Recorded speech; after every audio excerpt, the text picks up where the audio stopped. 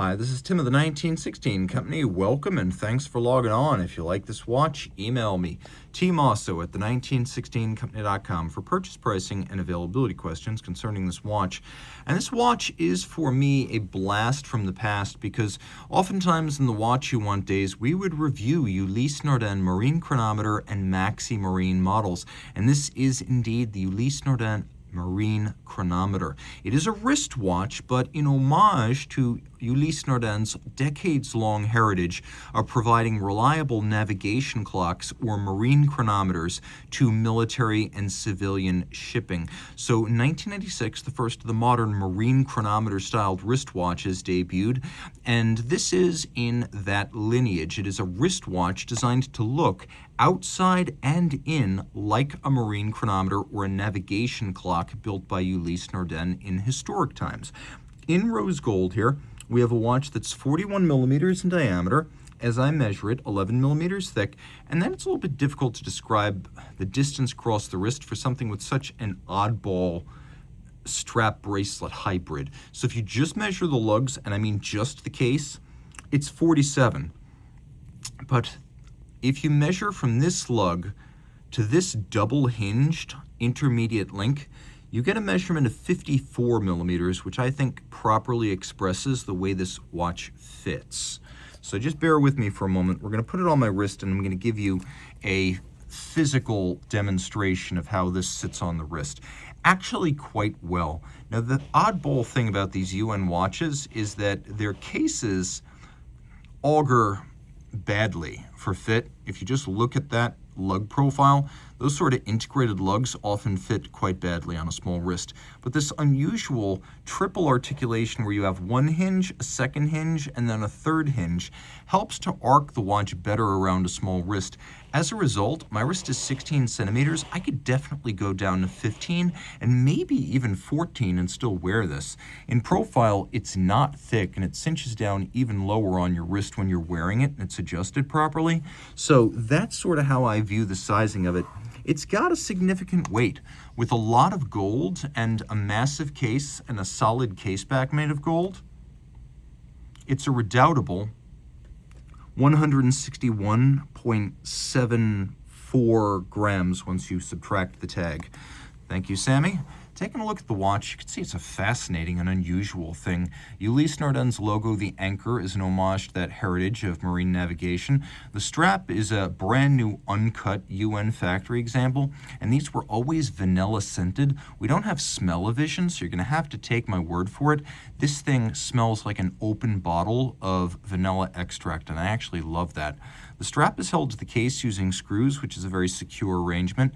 You can see it tapers down towards the clasp on one side, and that there are many pre-scored sections that can be cut to length, and we will cut them for you. We will make sure you get the sizing right, so don't worry about that. Here, you can see we've got this first turn down that is articulated right there. Then we've got another degree of articulation. Then we have a third degree of articulation, and that helps to mitigate some of the inherent fit issues with this oddball case shape. Now, the clasp is all brushed satin metal, gold on the outside, but titanium on the inside. You can see it as a sequential close. It's got a twin trigger system, so you have to press both to open it up. Snaps shut. Ulysse Nardin logo. Two triggers, open it back up just like that. The case band is polished, and you can see it's got a little bit of a concave to it. And the idea here is that from the bezel down to the base, including the fired bolt fixed individual number plate, it's supposed to look like one of the old marine chronometers on its gimbal. And it really does. You can see that here we have individual numbering with engraving and lacquering, and that these two bolts have been fired, and that's exactly how the number plate would be affixed to a marine chronometer deck clock. We do have a UN logo on the crown and a crown guard, because this is, after all, a wristwatch. Water resistance is 200 meters. Let's take a look at the lume. There's actually quite a good deal of lume. It's not hard to read in the dark.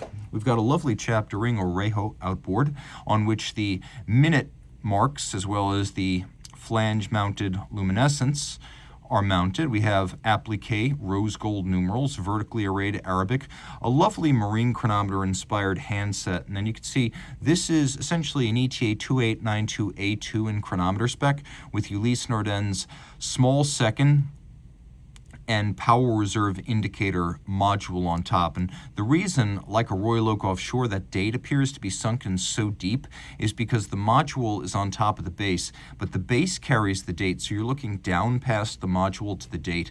A couple things to note: this is how, minus the date, the marine chronometer would have looked. You would have had your power reserve indicator, you would have had your small seconds, and then you would have had your hours and minutes at center. So that's the idea. The dial, short of the Reho, which is matte, but the dial itself is a black, glossy, polished lacquer. And then we've got gold contrasts, and you can see gold contrasts both in terms of numerals and printing, but then also on the sub-registers. 1846, the year Ulysse Nardin was established, and you can see the Cyclops eye magnifier is on the underside of the crystal, which is the way I prefer it. So we have a power reserve indicator. The power reserve itself is 42 hours. You can manually wind if you just want to see it operate. And so you can see the power reserve indicator moving very quickly. We have a hacking seconds function. So you can stop the seconds hand and set this watch to the second against a reference time. And then we have a quick set date. The base movement is a 2892A2, adjusted in 5 positions, delivered in COSC Swiss chronometer spec. Bidirectional winding, 42-hour power reserve, 4 Hertz beat rate. The base movement here is 21 joules. The module adds another 7 joules, along with the small seconds and the power reserve indicator.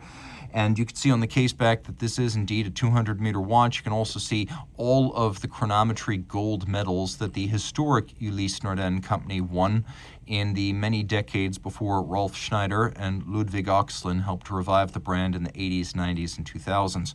So that's what you're looking at there. A fun watch and a cheerful piece from an uplifting era of a company that was very much on the rise. Ulysse Nardin is actually coming out of a decade-long doldrums and a fairly strong brand today with a lot of upside. It's kind of fun to reconnect with its modern history like this. So reach out to Team Mosso at the 1916company.com for purchase and pricing details.